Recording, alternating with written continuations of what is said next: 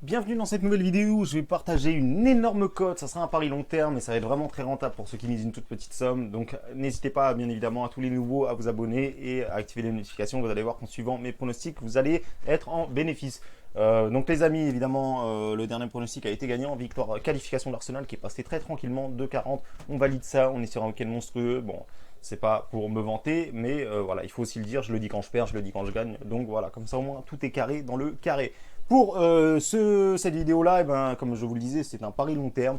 Alors par contre, ça va être une énorme cote. Donc avant tout, je vais vous en dire un peu plus sur cette NBA que je suis depuis quelques années. Alors la NBA, c'est pas ma spécialité, mais ça fait un petit moment qu'on dégage du bénéfice là-dedans. Donc on n'a aucune raison. Donc, excusez-moi, donc je disais qu'on n'a aucune raison de partir. Donc les Lakers sont favoris ici, on a 55% des parieurs qui voient une victoire des Lakers en compétition, donc c'est un peu logique. Il y a les LeBron James, c'est l'équipe la plus compétitive, la plus complète. Très logique qu'ils soient favoris. Est-ce qu'ils sont valus? La réponse est non, 3,50 clairement. Voilà, quand on voit toutes les équipes qu'il y a, les Lakers à 3,50, c'est pas cher payé. Ensuite on a les Clippers juste derrière, c'est normal, il y a Kawhi Leonard qui est arrivé là-bas. Il y a Paul George qui sans doute va s'enflammer durant ces playoffs, donc c'est logique aussi qu'il soit dans les premiers favoris.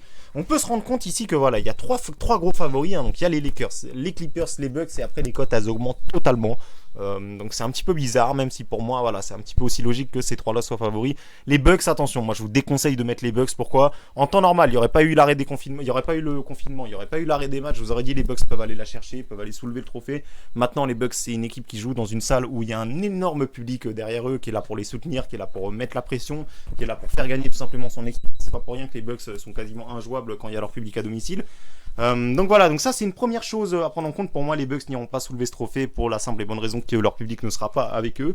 Et voilà, on a les Raptors qui sont cotés à 13. Alors là, c'est sur Unibet, sur Winamax c'est coté à 15, sur les book.com c'est coté encore plus haut. Et là, pour moi, il y a une réelle value. Alors je vais vous en dire tout de suite. Vous l'avez vu d'ailleurs sur ma story Snapchat où je vous invite d'ailleurs à me rejoindre. Hein. Je vous ai partagé mon avis, mon pronostic, mes choix, etc. sur ma story Snapchat.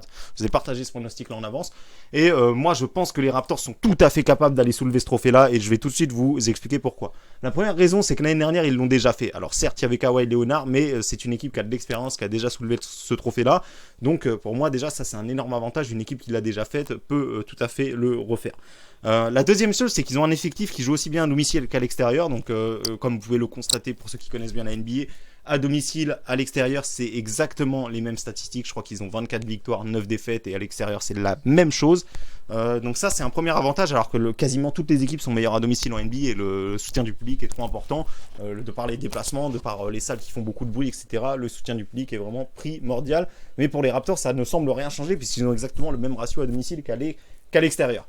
La troisième chose qui me fait penser que les Raptors sont value et peuvent aller soulever ce trophée-là, c'est que comme je viens de le dire à l'instant, les Lakers, les Clippers, les Bucks, tout ça, c'est des équipes qui ont un gros public, qui ont vraiment besoin de leur public pour faire des résultats. On peut le voir au niveau de leur stade domicile-extérieur, qui ne sont pas du tout les mêmes, hein, où ils sont bien plus performants qu'à domicile.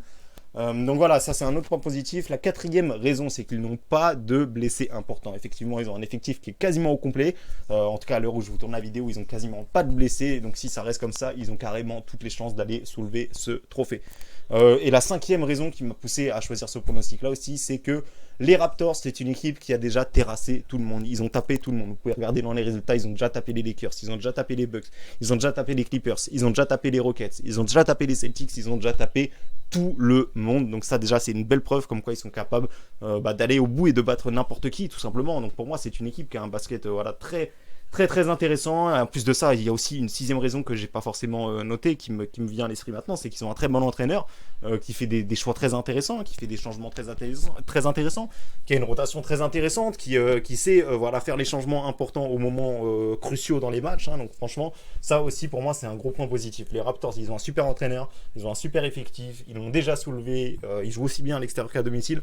Donc je ne vois pas pourquoi ils seraient pas capables d'aller la soulever. Donc vous l'avez compris, pour moi, je vais partir sur une victoire des Raptors sur ce pari long terme, hein. Mais je vais vous en dire aussi un peu plus sur les autres favoris, parce qu'effectivement on voit les Rockets à 14, ça peut sembler value aussi, hein, quand on voit qu'il y a du James Harden, qu'il y a vraiment des joueurs monstrueux là-dedans, mais les Rockets, pour moi, je pense pas qu'ils vont aller au bout parce qu'ils ont vraiment un problème en défense. Hein. Ils ont vraiment pas de défense. C'est vraiment tout pour l'attaque dans cette franchise-là.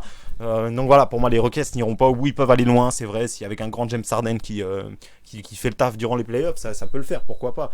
On a les Celtics aussi qui sont cotés à 15, qui arrivent pas très loin derrière. Maintenant, c'est vrai qu'eux aussi, ils ont une salle qui est monstrueuse. Donc je pense que cette équipe-là aussi risque de souffrir du manque de public. Donc voilà, après, je vais pas trop m'attarder. Après, on arrive vraiment vers les gros outsiders. Hein. On arrive vers les Philadelphie, Denver Nuggets. La même chose, Denver Nuggets, c'est une salle qui joue en altitude. Hein. Ils sont vraiment en hauteur et c'est aussi grâce à ça qu'ils ont des excellents résultats à domicile. Parce qu'il y a beaucoup d'équipes, hein, je le répète constamment en NBA, qui ont du mal à se déplacer chez cette équipe-là qui évolue en altitude. Après, on a le Jazz, toutes ces équipes-là qui sont très performantes en défense, mais qui risquent d'avoir des soucis à mettre beaucoup de paniers par rapport à leurs adversaires. On a Dallas à 40 avec du Doncic. Voilà, il y a aussi des belles équipes à tenter pour ceux qui le veulent. Mais moi, en tout cas, la value me semble clairement sur les Raptors. D'ailleurs, sachez que ne le prenez pas sur Unibet. Hein. Là, je vous mets ça parce que sur Winamax, ils ont suspendu temporairement le pronostic que je voulais vous proposer. Donc là, je vous le montre sur Unibet. Mais sachez que si vous passez par Winamax, ça vous fera une cote à 15 quand ils vous remettent les cotes. Hein. Logiquement, hier, c'est ce que je regardais. Et en tout cas, regardez, les amis, pour 50 €, on peut potentiellement en tirer 650. Et comme je le disais, 750 si vous êtes chez Winamax. Donc franchement, pour moi, c'est une totale value. Et en plus de ça, ça va nous permettre de lancer une petite mise comme ça et de pouvoir vibrer. Parce que de toute façon, les Raptors, ils vont aller aux playoffs, ça c'est sûr. Donc ils seront qualifiés aux playoffs. On pourra suivre ces matchs-là et les supporter. Il y aura, voilà, en plus, les playoffs, ça se joue en 4 matchs. Ils ont tout à fait les moyens sur 4 matchs de sauter plusieurs équipes. Donc voilà, les amis. Encore une fois, moi, ce pronostic là, je le prends. Voilà, je vous ai tout expliqué. Pour moi, c'est une value. Pour moi, les Raptors sont tout à fait capables de le faire. Je ne vais pas réargumenter. Je pense que vous avez bien compris. Et voilà, dites-moi, les amis, dans les commentaires. Et vous, qu'est-ce que vous voyez en NBA et vous, qu'est-ce que vous pensez de cette compétition? Qui vous voyez? Est-ce que vous voyez les Rockets gagner? Est-ce que vous voyez le Heat gagner? Est-ce que vous voyez les Mavericks gagner? Est-ce que vous voyez une énorme surprise? Par exemple, les Grizzlies arracher les playoffs et créer une surprise incroyable. C'est une cote à 150. Donc laissez-moi votre retour d'expérience. Dites-moi dans les commentaires. Ça me permettra de savoir à peu près où ma communauté se situe au niveau NBA. Voilà, donc ça me fera plaisir en même temps de vous lire et de vous répondre. Donc merci à tous les amis. Sur ce, je vous souhaite à tous une bonne soirée. Hein, parce que quand je tourne cette vidéo, on est en soirée. Et je vous dis à bientôt. Allez, salut les amis.